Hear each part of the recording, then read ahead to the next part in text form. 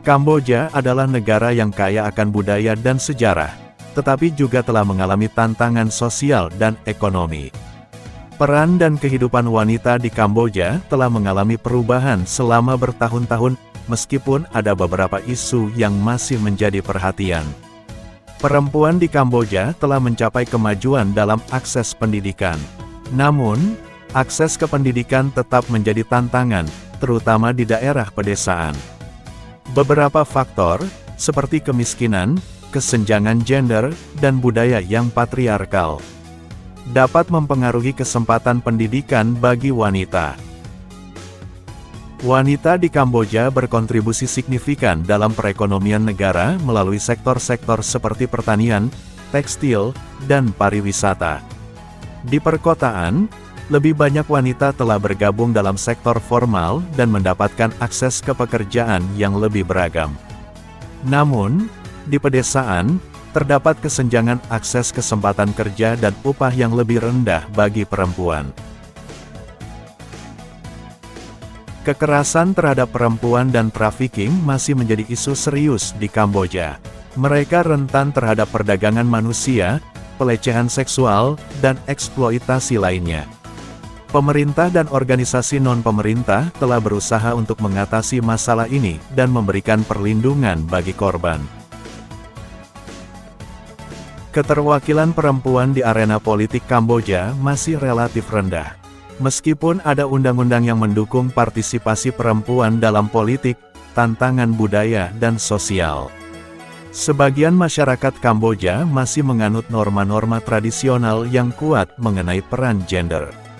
Hal ini dapat menyebabkan pembatasan dalam kemitraan yang setara antara laki-laki dan perempuan.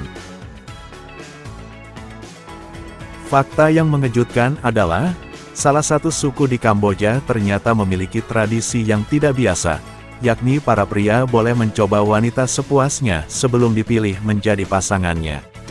Suku tersebut bernama suku Kreng. Para wanita di suku Kreng biasanya akan melakukan hubungan intim dengan banyak lelaki, sebelum akhirnya menjatuhkan pilihan. Tradisi yang dilakukan oleh suku Kreng ini merupakan hal yang lazim dan bukan hal yang tabu, karena sudah secara turun-temurun dilaksanakan sejak dari zaman nenek moyang dan para pendahulu mereka. Saat anak gadis menjelang usia 14-15 tahun, para orang tua di suku Kreng ini akan segera membuat tempat berupa gubuk untuk melaksanakan tradisi unik tersebut. Pada umumnya, gubuk ini dibuat secara sederhana dari bambu atau bahan-bahan lainnya yang ada di sekitar mereka. Seiring dengan perkembangan zaman yang semakin modern dan maju, tradisi yang dilakukan oleh suku Kreng ini perlahan mulai terkikis dan menghilang. Masa keemasan Kamboja adalah antara abad ke-9 dan ke-14 Masehi di bawah periode Kerajaan Angkor, di mana pada saat itu merupakan kerajaan yang kuat dan sejahtera yang berhasil menguasai hampir seluruh wilayah daratan Asia Tenggara. Namun, kerajaan Angkor runtuh akibat perebutan kekuasaan dan perang melawan kerajaan yang berada di dekatnya seperti Siam dan Dai Viet. Banyak candi yang dibangun pada masa itu seperti Bayon dan Angkor Wat masih ada hingga sekarang.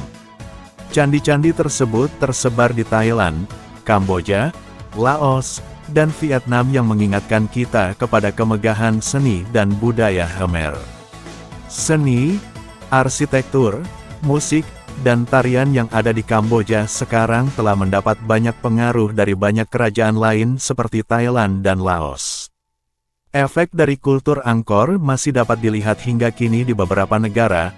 Kultur tersebut memiliki banyak kedekatan dengan Kamboja sekarang. Arsitek dan pemahat Kamboja membuat candi yang terbuat dari batu. Dekorasi Khmer terinspirasi dari agama. Dewa-dewa dari agama Hindu dan Buddha terukir pada tembok. Candi, kuil dibuat sesuai dengan aturan arsitektur Khmer kuno yang terdiri dari susunan candi biasa ditambah dengan satu candi yang tampak mencolok di tengahnya, sebuah tembok, dan sebuah parit. Motif Khmer menggunakan banyak dewa dari mitologi Buddha dan Hindu. Contohnya seperti istana kerajaan di Phnom Penh yang menggunakan motif Garuda yang merupakan burung mitologi dalam agama Hindu. Hanya sedikit bangunan yang tersisa sejak masa kerajaan Khmer.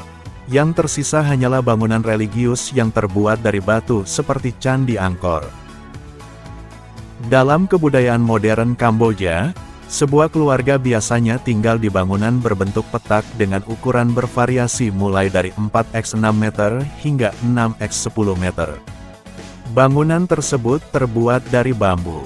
Rumah Khmer biasanya berpanggung dengan ketinggian 3 meter di atas permukaan tanah untuk melindungi isi rumah dari banjir. Tangganya terbuat dari kayu. Sebuah rumah biasanya terdiri dari 3 ruangan yang dibatasi oleh bambu. Ruangan depan dijadikan ruang tamu, ruangan kedua dijadikan kamar tidur orang tua, dan ruangan ketiga dijadikan kamar tidur bagi putrinya yang belum menikah. Anak laki-laki tidur dimanapun mereka mendapatkan tempat. Anggota keluarga bersama tetangga bergotong royong membangun rumah, serta diadakan suatu upacara bagi rumah yang baru selesai dibangun. Rumah bagi keluarga yang kurang mampu biasanya hanya terdiri dari 1 ruangan besar. Dapur biasanya terletak di belakang rumah. Kamar mandi biasanya berada di sungai yang ditutupi oleh triplek. Kandang ternak biasanya dibuat di bawah rumah. Rumah orang Tionghoa dan Vietnam di kota maupun desa di Kamboja biasanya tidak berpanggung dan berlantai semen atau keramik. Rumah kaum urban dan bangunan komersial biasanya terbuat dari batu bata, beton, atau kayu. Kamboja sendiri adalah kerajaan monarkik konstitusional dengan trias politika, jadi kepala negara seorang raja, sedangkan kepala pemerintahan dipimpin oleh Perdana Menteri. Secara geografis negara ini berbatasan dengan Thailand, Laos, dan juga Vietnam. Kamboja sendiri dilalui oleh sebuah sungai terbesar di Asia Tenggara, yaitu Sungai Mekong. Mata pencaharian penduduk sebagian besar menjadi petani, dan juga membangun negerinya dari banyak sektor usaha kecil hingga besar. Kamboja dengan keindahan kotanya menjadi hal yang menarik, di mana pengaruh Barat banyak mempengaruhi lingkungan masyarakatnya. Terutama para turis asing, betah berlama-lama di sana. Karena kehidupan malam Kamboja yang terkontaminasi budaya Barat, memberikan hal yang berbeda terutama ketika membicarakan masalah seksualitas. Secara resmi prostitusi di Kamboja adalah ilegal, akan tetapi negara terdepan dalam menempati posisi sebagai negara dengan wisata seks, bahkan dengan mudahnya menyalip Thailand dan negara Asia lainnya. Ada beberapa kota yang bisa dikunjungi dalam wisata seks, terutama di Phnom Penh. Jadi tak heran kalau klub dan bar, banyak sekali terlihat di pinggir jalan. Bahkan pengunjungnya cukup banyak bila menjelang malam tiba. Tidak hanya wanita malam, resiko kejahatan seperti dirampok atau ditipu juga cukup tinggi.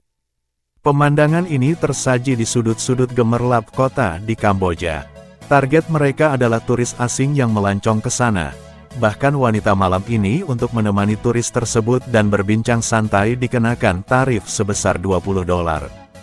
Tak hanya para turis, jasa PSK di sana juga disewa oleh banyak perusahaan untuk menemani pebisnis dari luar dengan mengurusi semua kebutuhannya selama berada di Kamboja, baik itu pekerjaan rumah tangga hingga pelayanan di atas kasur. Tentu bayarannya lebih tinggi daripada penghasilan harian seperti biasanya. Tapi tak selamanya PSK itu aman. Terkadang ada saja yang menjadi korban oleh turis asing. Baik itu kekerasan, atau perlakuan kasar. Maka pemerintah menghimbau agar para PSK itu menggunakan agen jasa, agar lebih aman bila terjadi masalah ke depannya, karena bila terjadi hal yang tak diinginkan bisa dihandle oleh security setempat.